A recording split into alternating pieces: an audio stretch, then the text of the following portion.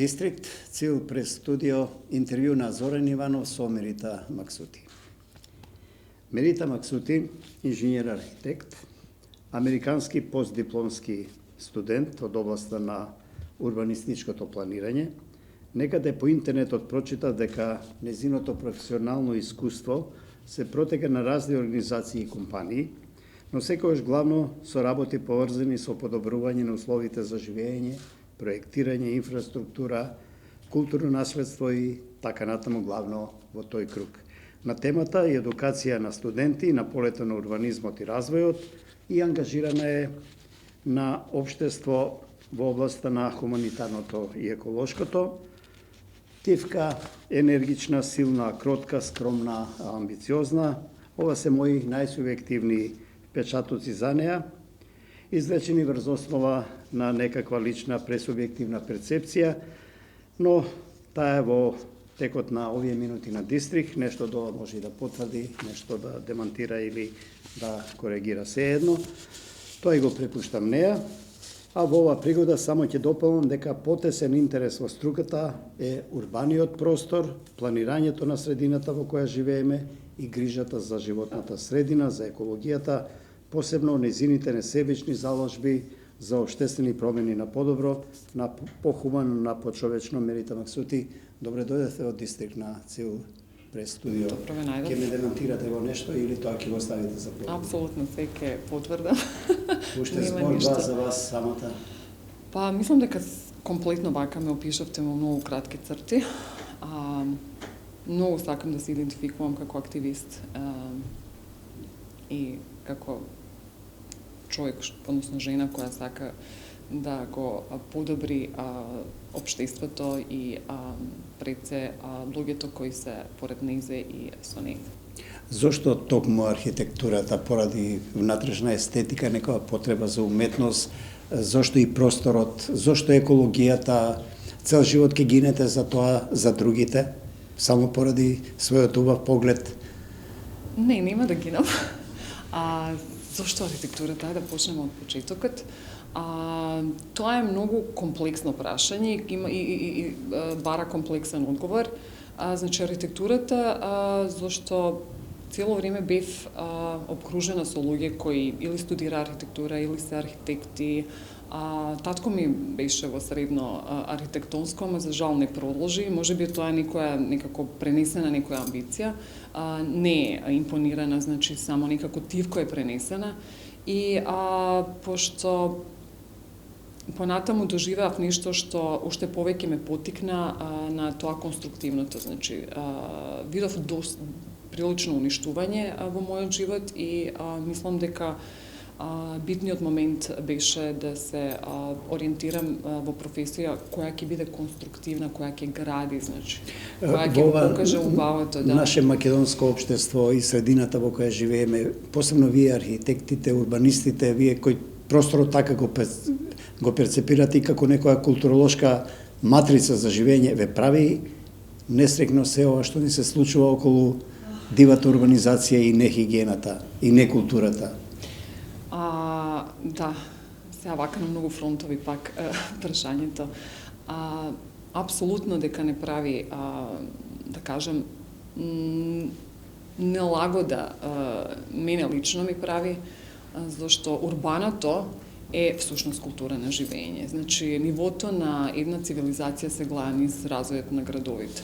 И вие ќе видите, значи, на што личат последните декади нашите градови, во која насока одат, колку е присутно тоа, да кажам, импонирано инвеститорско делување и колку се, да кажам, од друга страна се миноризираат улогата на институциите, значи институциите се комплетно подложни, да кажам, на инвеститорите.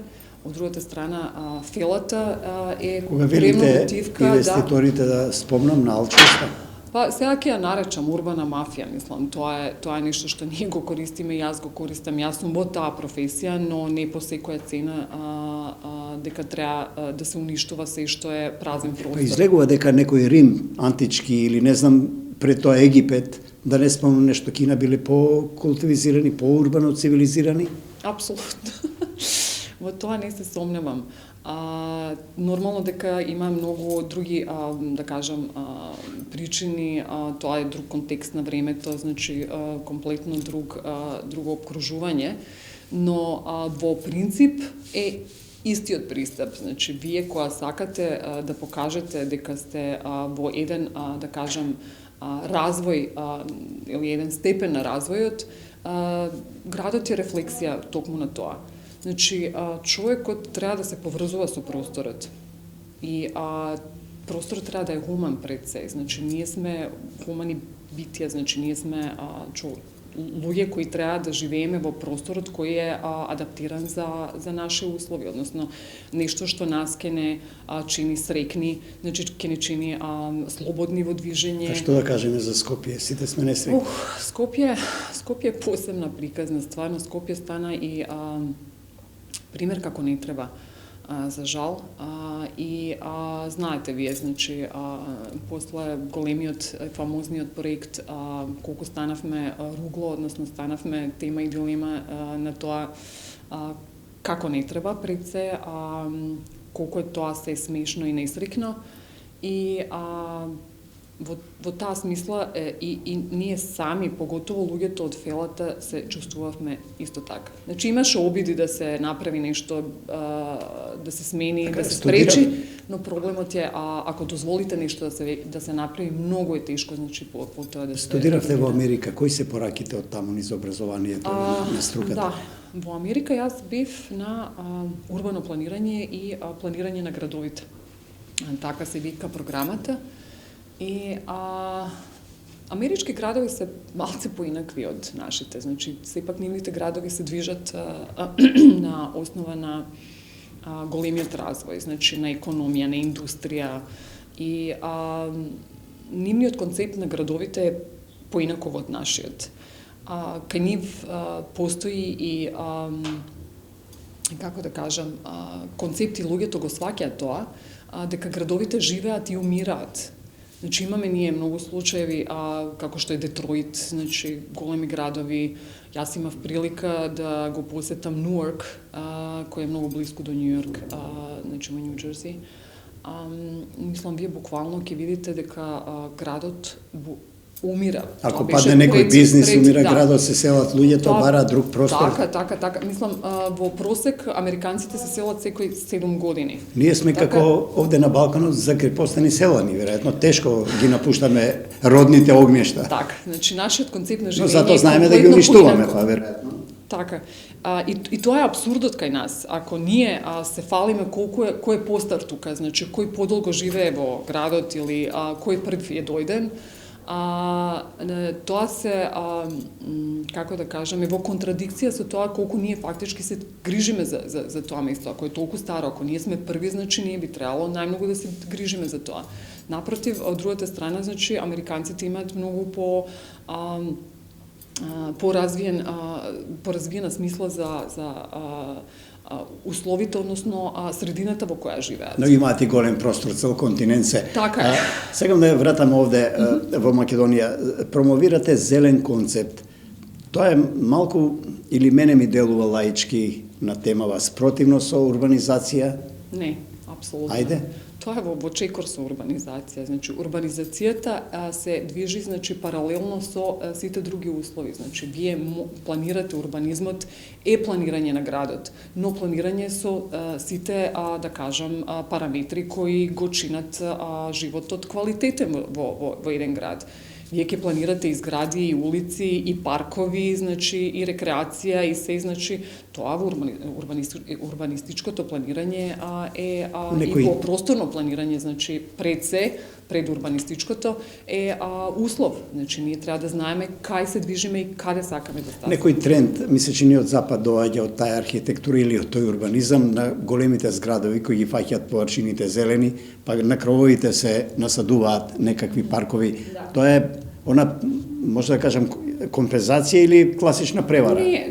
не е компензација, сигурно не е до таа мерка компензација, може би повеќе естетика и може би повеќе некое чувство ние да се чувствуваме подобро дека имаме вертикални гради. Во никој случај не е грижена совест на инвеститорите кои градат на слободни површини, таму каде што може би требало парк да остане. Јас би кажала повеќе оптичка варка отколку навистина е компензација на зеленилото кое навистина треба. Нас не требаат површини.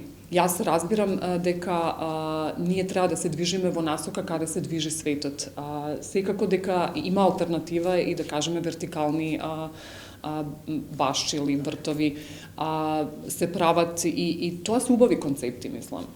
Убаво и за око, и за окото, значи и за луѓето кои живеат во непосредна близина, но вие не можете да компензирате хоризонтала со вертикала. Кој е виновен за ова нерадост што имаме по градовите во Македонија? Зошто вие и јас? Зошто ние не реагираме на време. Зошто ние ги гласаме тие луѓе, зошто ние треба да сме одговорни. Јас мислам дека никој не може да се одзема од одговорноста. Ако јас критикувам некој политичар, значи тоа што треба јас да се кандидирам и да го заземам местото. Значи јас не можам да критикувам некој друг за нешто што јас не би го направила. На некој начин дојдовме до политиката. Тренд беше на запад пред 20 години, повеќе зелени партии и тие направија веројатно многу промени. Кај нас нешто никна, еве дури и ДУИС нешто се пребои. Имаме Дом, нешто зелена партија, уште некои движења, може би, или невладини организации, уште слабо тоа движење?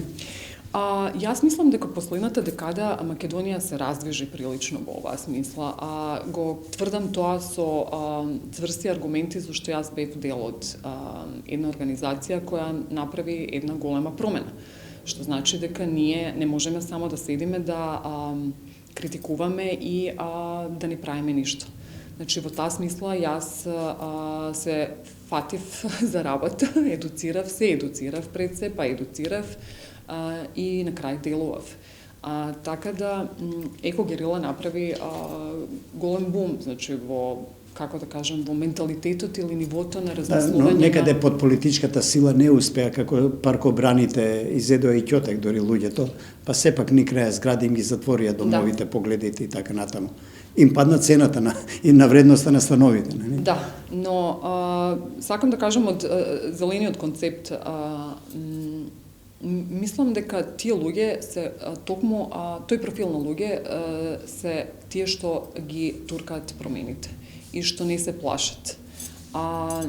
Ние успеавме, уште сме активни, но сега поминавме на друго ниво, значи се организиравме како многу други организации и во Скопје и во Битола, како независни советници во општинските совети. Ви го земате зборот, вие влеговте по таа линија некаде активно во политиката? Јас бев на листа, но не влегов. Нашата листа успеа да добие 2 независни кандидати. Цените дека ќе има живот тоа независно движење и на наредни избори, и на наредни така натаму, дека ќе прерасне во некој моќен, па и политички субјект, бидејќи без таа моќ политичка тешко може да се менува. Не е исклучено, но за сега, значи, уживаме во тоа што сме независни, уживаме во тоа што го живееме тој момент да не само да критикуваме, но да придонесуваме. Значи, на секоја критика зборам конкретно за општина Тетово, на секоја критика што ја даваме, ние даваме и решение, што до сега не е направено. Нашата листа за прв пат беше отворена со биографии на сите 31 лице кои беше на листата. Така да тие работи, можам да кажам, ги потикна и другите партии да не следат. И мислам дека направивме прилично кршење на мразот, че бевме ајсбрекери во таа смисла. Малку како да се исплашија од тој тип на граѓанско движење кое има малку политика, а многу волја? Да. Тоа е комбинација што не им одговара моментално на нашите политички партии. Добро, ова боење на партиите во зелено, како велат, волкот кожата, влакното го менува, крзното, но не и наравот, не и карактерот. Или може да веруваме дека навистина екологијата е спас за човештвото воопшто и за секој граѓанин. Вие го кажавте предходно, значи само се премачкуваат со разни бои по потреба. Така да и зелената боја, значи овој пат им дојде, да кажем, под рака на некои кампањи предизборни, што беше повеќе смешно и трагично отколку навистина такво, пошто знаеме со кого се боревме ние кога требаше да се затвори најголемиот загадувач на Полог, во Полошкиот регион. Валоризација во пракса од страна на тие партии и на таа партија нема практично. Не. Значи знаеме кои се падне таа боја кај да е. Па веќе е испрана бојата, така да толку траеше во предизборната кампања. Едно општество сите. Заврши ли тоа? Таа приказна со заминувањето на екс-премиерот? Верувате ли во тоа како да ја конституираме државата, да броди по помирни води, барем по таа линија етничка, национална? Концептот и не беше толку лош, колку што е тешко да се спроведе, пошто мислам дека проблемот на вакви концепти и стратегии е зашто остануваат само на хартија. Не се отвараат големи прашања, тешки прашања и мислам дека едно општество за се, односно сите граѓани од прв ред, треба да се прави исто паралелно со тоа дека треба да биде една држава за сите. Значи, без процентуални застапувања дека ние сме народ кој сме со 20% или 30%, мислам тоа е толку небитно. Јас само ќе земам еден пример од држава, соседна држава, која не е толку добро уредена уште, значи Косово. Во Косовскиот устав би стои службен јазик е српскиот, албанскиот и српскиот и толку не пишува дали се 6% Срби или 5-7%. Значи тоа навистина не е битно. Ние ќе се чувствуваме дека му припаѓаме на едно општество, значи тоаш кога навистина ќе се чувствуваме дека сме рамноправни. И мислам дека рамноправно општество е тоа што најверојатно се мислеше.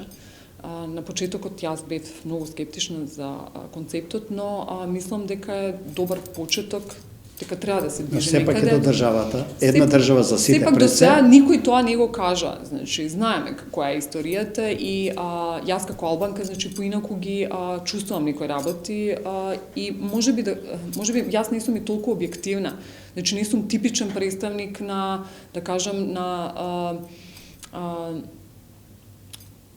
една албанка која живее, не знам, во рурален дел. Вие сте граѓанка. Да, не, само сакам да направам споредба, можеби не сум објективна во таа смисла. Јас лично, и ние никогаш не треба да почнуваме дека јас лично мене ми е окей. Не, напротив, значи ние треба да ги видиме, значи сите како се чувствуваат албанците, ромите, бошњаците, сите малцинства. Значи ние ако сакаме да бидеме сите, мислам, едно општество за се не е само на етничка. Забележувате ли политичка волја кај клучните политички играчи во држава нешто да променат, бидејќи се погласни се овие барања, поготоа и по пописот за кој ќе позбориме малку подолу во емисија. Да, значи јас мислам дека можеби намерата беше окей, ама реализацијата е малце потешка, пошто ние знаеме дека во Македонија и сите закони во законот или во уставот значи не се почитуваат. А сега да импонираме нешто и мислам дека на овој концепт му треба прилично време. Значи да се постигне тоа првин треба институционално да се институционализира. Второто е менталитетот треба да се минува. Што не е лесно, апсолутно. Значи, еве да земам пример, значи нас ни требаше 4-5 години, а ние да собереме 5-6 илјади луѓе на плоштад во Тетово, да им кажеме дека загадувањето е навистина проблем, луѓе. Вие можеби не можете да го фатите за рака, не е опипливо, но иако се чини дека е многу апстрактно, многу делува на вашето здравје, значи Дури статистиката веројатно покажува. Најмладите се најкревки и најранливи веројатно. Ајде малку да излеземе од границите на Македонија, на настан што многу силно не допира, сакам вашето интимно чувство од ова сликиве од Украина што ни даја со руската агресија. Како ги доживувате, преживувате како човек, естета, како урбан човек, како граѓанка, цивилизирана интелектуалка? Ми дадете повеќе време за ова, пошто ова ќе го поврзам и со една друга работа. Денеска случајно се поклопи интервјуто со денот на почеток на обседа на Сараево. Значи, точно пред 30 години. Значи, Сараево беше обколено, мислам дека најдолго од сите градови во модерна историја. За гледачите на Дистрих, вие Јас сум одрасната во Босна, да. Во Босна? Не во Сараево, но во Босна. За жал и бев дел на почетокот од војната од тој ужасот. Така да, кога ме прашувате ова што се случува за Украина, јас кажувам дека да, не научивме никоја лекција, значи тоа што беше во Сараево сега се случува во Киев. И многу е жално, јас многу емотивно го доживувам целото тоа, значи бев многу, мислам, престравена во моментот кога дознав дека навистина се случи нападот, првите денови. И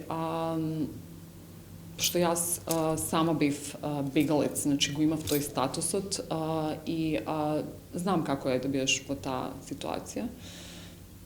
И мислам дека ова што се случува е уништување на многу нивоа, значи се уништува и доверба на луѓето во сигурноста, се уништуваат животи човечки, значи се уништува тоа што е изградено, значи тоа е еден апсурд кој јас навистина веќе не можам да го прифатам, не можам да го сватам, ама гледам дека војната за некои луѓе има смисла. И тоа е тоа што се случува во моментот. Мислам, тоа е корпорацијско интересно испреплетување, доминација, значи... Кај човештвото, веројатно, ментално ништо не се променило од времето на мајмуните до сега, цела борба е за простори, за позиции, за туѓи ресурси, нели веројатно? Одисеја 2001 и други. Ве враќам на вашата тема, на вашето образование и на вашата активност, повторно урбаното. Што е тоа што во Скопје кога би можеле би го трнале, а би поставиле нешто друго или ништо не би поставиле? Размислувате ли вака кога поминувате по улиците? Да. Сигурно перцепирате од ваш професионален наглас. Секојдневно тоа се случува, значи има многу работи кои би можеле да се... Не сакам конкретно да навлегувам, но една работа многу ме боли, а тоа е старата чаршија. И иако со закон заштитена, значи се прават работи кои апсолутно се еден голем грев кон естетиката, значи и едно големо, да кажам, кршење на законот на крај крајева. Едно нешто што е автентично, што е дел од Скопје, што е историски центар на Скопје, да дозволите, значи, да се уништува, да се повредува. Добро, тоа е под заштита на институциите на државата, има и цел завод за тоа. Не, има и закон кој го заштитува, значи, баш тој делот. Закон има, но има и луѓе кои треба да го да го отворат страницата на тој закон. Тоа ме разочарува. Таа смисла зборам, инертни сме, не ни интересира ништо што е бизнисот или профитот, алчноста. Јас сум малце разочарана од нашата фела, значи од Асоциација на архитекти, морам да го кажам тоа, пошто кога се градеше во чашијата никако не се реагираше. Не знам дал е полесно така или навистина има некои притисоци кои се, да кажам, и опасни до некоја... Може ли дел од фелата да е и во тој бизнис инволвирана по разни основи? Пошто сакам да зборам врз основа на... Молкот и лицемерието се подоминантни. Дека е повеќе од тоа не се меше во оваа територија, значи ова е веќе зафатено, ова е веќе обележано, значи кјутете пошто, не знам, може да се случи ова или она. За жал, предпоставувам дека е така, не би сакала да навлегувам, не сакам да верувам дека моите колеги би го направиле. Немојте да не носам на совест, но еве допревте до терминот урбана мафија. Што е урбана мафија? Урбана мафија е терминот, значи што ние сме го користеле и го користиме се повеќе и повеќе и тоа е таа интересна група на луѓе, значи која е во спрегата на, да кажам, институционалното, клиентелистичко и инфлуенцното делување и знаеме многу добро, без градоначалник, без советници, без влада, без премиери и министри, без бизнисмени, можна ли е мафијата? Не, апсолутно не. Значи институциите се тие, значи за жал. Можна ли е вака искуството од Америка да гради кој каде ќе му текне, па после ќе види ќе бара. И таму има корупција, значи да не се лажеме, но не. Сигурно не. Значи, пред да се гради било што, значи, кај нас законски е така, значи, вие ќе направите и сите елаборати што се потребни, значи влијање на животна средина. Добро, излегува законите се само покритие за криминалот, за мафијата. Па за жал да. Значи, да, има и во Америка, има случаеви каде што вие имате, таму е на многу повисоко ниво, значи се работи за корпорации, не кажам, да не кажам нешто што ние не го знаеме, јавна тајна е тоа, но кај нас се работи на многу пониско ниво и се прават тие лобирање, односно притисоци од клиентелистички, да кажам, односи и се доведуваме во ситуација ние да се бориме сега против нешто што веќе е направено, да кажам, нелегално, значи спротивно од законот, и нас тоа ни троши енергија како активисти, односно како, да кажам, независни, да ги коригираме. Навистина е Скопје нонсенс. се лоциравте на старата чаршија, тоа веројатно како имиш Тоа ме боли, да, лично. Наликува и на Сараевската, нели? Вела дори Скопската пати била поголема, и да. поголема, да. Да. Но затоа Сараевската веројатно сега е обновена и заштитена и побезбедна од тој тип од тој тип на мафијашки напади урбани. Не спомнавте друго, Триумфалната капија ви годили кога ќе поминете, така се чувствувате погорда, претпоставувам? Не сум триумфирала во ништо, така да не гледам смисла на Триумфалната капија, не знам дека некој триумфирал во ништо, пошто нарачателот на Триумфалната капија сега е во друга држава, така да не навлегуваме во Ја отворив оваа тема затоа што во урбанизмот, во архитектурата, кога ќе се нацрта, ќе се стави на хартија, па некој ќе го изгради, тешко тоа се менува потоа. Да. Не е на тркалца за да се потурне негде лево-десно, да е некој спомени каде и така ќе се помачат малку со некои модерни дигалки. Скопје е уништено од ваша естетска перцепција, архитектонска и урбанистичка за секогаш? Јас се плашам од една работа. Да, во ова време за мене Скопје е тоа што јас го чувствував, значи Скопје што го сакав, се уништи од смисла што не знам, не можам да направам некоја компарација подобра, че тоа е, не знам, сега на некоја повозрасна жена да ја обличате во нешто што не ја одговара. Значи, Скопје е тоа што е. Скопје беше познато за брутализмот. Неадекватна шминка. Неадекватна шминка, гардероба и сите други работи, и на Скопје му се направи токму тоа, значи, пошто ова е шминка, значи ова е чисто една фарса направена, Да, но која не се за вади жал така лесно, нели со не, која за жал ќе остане, и заради тоа мислам дека нашата фела, колку и да бевме гласни, значи беше недоволно, се спаси ГТЦ. Го спасивте ГТЦ. И но, кулите. Така. Но ГТЦ сега не одговара, значи, на обкружение, значи, каде што се наоѓа природно, значи Што значи тоа да покренеме иницијатива да се барокризира сега ГТЦ? Се шегувам. Да се адаптира, значи. А вашето тетово? Кога е збор за тетово, може ли да се поистовети со вашето разбирање за урбанизам, за средина на човечко живење, ова тетово денеска? Тетово е прилично развиено во последно време и за жал тој развојот не ги следеше некои параметри што требаше да се следат. Тетово ги изгуби, да кажам, атрибутите на градот на многу нивоа. И тоа е токму тоа што ние сакаме сега да го промовираме, односно да ставиме ред колку што може да се стави ред. За жал Тетово се градеше врз база на една инфраструктура која не беше доволна, значи, за самиот град. Се направија прилични пропусти и денеска сме тука каде што сме. Тетово е град кој уште нема доволно питка вода, мислам, вода за пиење. Секојдневно некој се жали дека нема доволно, што е многу битно за функционирање на еден град. Тетово нема топлификација, значи Тетово нема основни работи, значи, кои би му помогнале на градот и на жителот да има алтернатива, да, и да не дојде до нивото на загадување кое... Добро, Мерита, што е проблем во планирањето на развојот на една не знам, животна средина, една урбана средина, на една градска средина.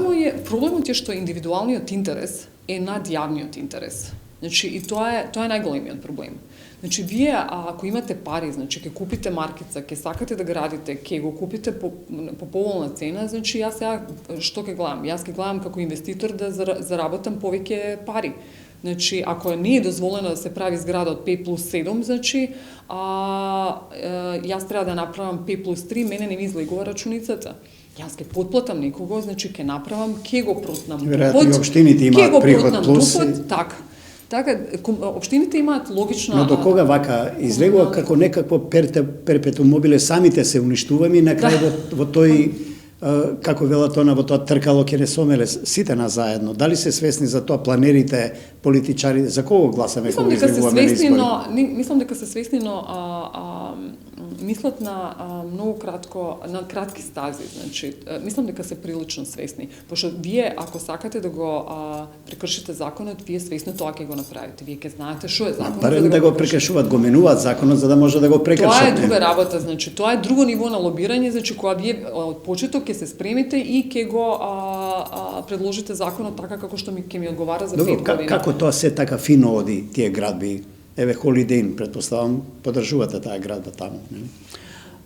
Автопатот не ни оди, тој стои. На се друго можеме и диво да изградиме и без дозвола. Што ни се случува? Кој ни ја води државата воопшто?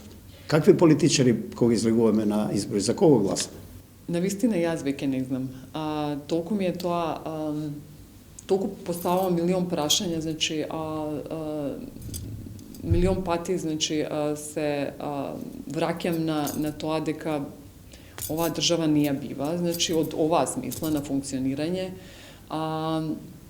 Сите ние секојдневно се соочуваме со многу работи и пак на крај на денот јас одлучив нема да ја напуштам државата, тука ќе си останам. Токму сакав на крај ми истекува времето тоа да ја прашам, ми го дадовте одговорот, ми го земавте прашањето.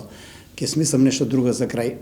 Пописот е последната тема што вака глаголиво сите не, да не речем преокупира, но ни свртува внимание. Нема да ве прашам околу бројките со етничка припадност, националност и така, но покажа една друга фрапантна бројка што сите ја знаеме, дека се иселуваат младите.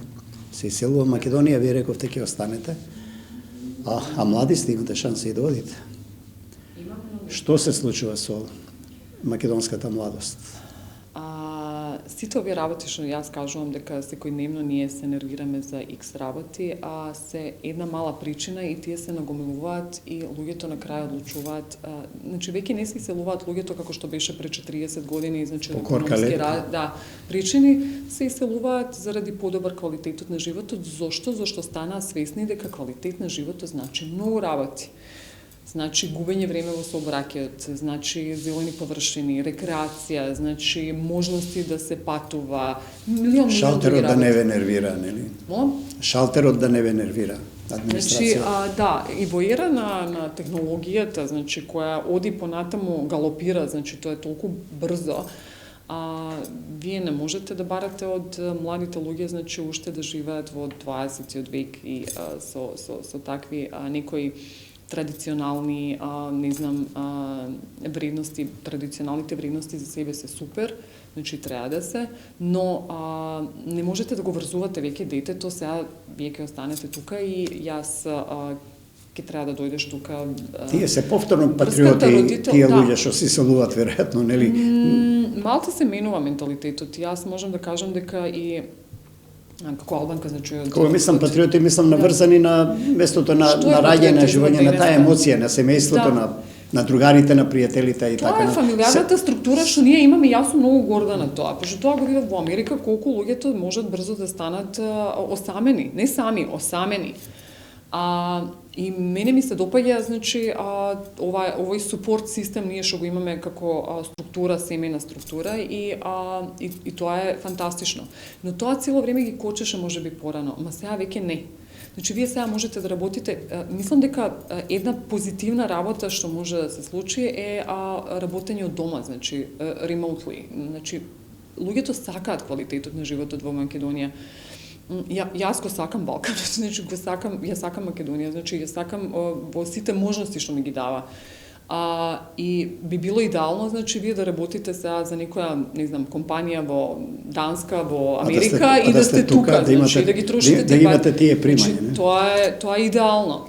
Така да се работи за една култура на живење која ќе се менува кај нас. Постојано избегнувате во неколку наврати, се обидувам да ве прашам, кога шетате вака по скопските улици, главен град е од таа позиција, прашам, што е тоа како урбанист и архитект што веднаш би го трнале?